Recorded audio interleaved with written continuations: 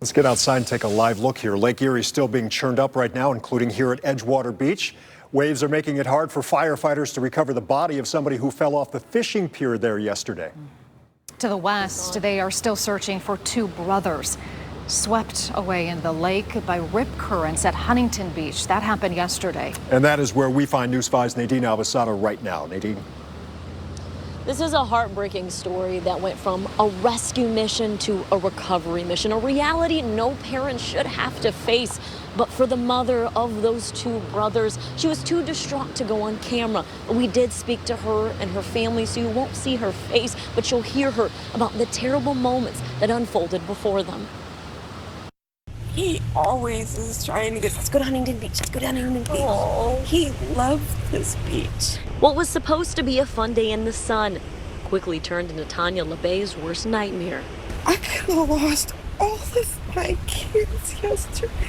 On Sunday afternoon, her children headed to Huntington Beach, but just 20 minutes after arriving, Angel called me hysterical. Her sons, 19-year-old Trent Sanchez and 22-year-old Austin LeBay, were pulled under by a rip current.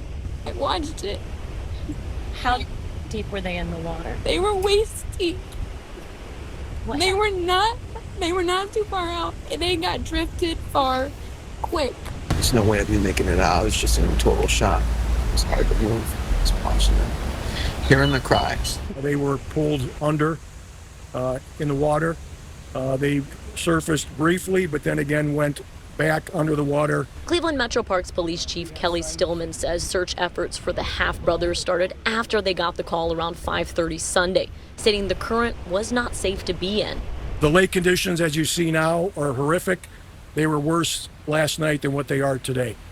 It should be known that a beach hazard warning was sent out, adding that even their most skilled of divers struggled during the search. We had 14 men and women lined up, locked arm in arm, going east to west, and they still felt themselves, even locked arm to arm, getting pulled north further into the lake.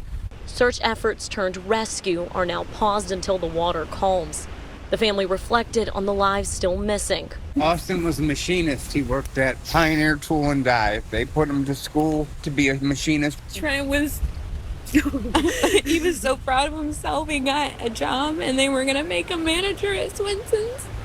As they grieve and process, they also believe more must be done to prevent tragedies like this. These boys didn't know that. They're not up here. They like to come up here, but they're not from up here. They don't understand what it's all about.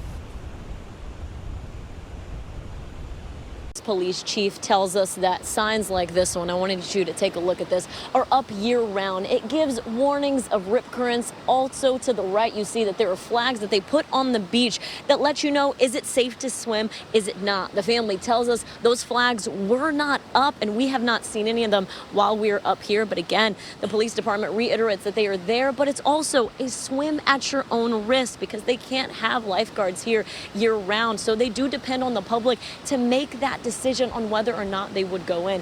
Now for those efforts, the rescue efforts, well, at this point, not rescue efforts, the recovery efforts, they will resume tomorrow if the tide and the current is safe for those divers to go in. Sending it back to you guys in studio. Oh, Nadine, it was so difficult to hear that mother's voice, the shock, the heartbreak, the whole family, just a terrible tragedy.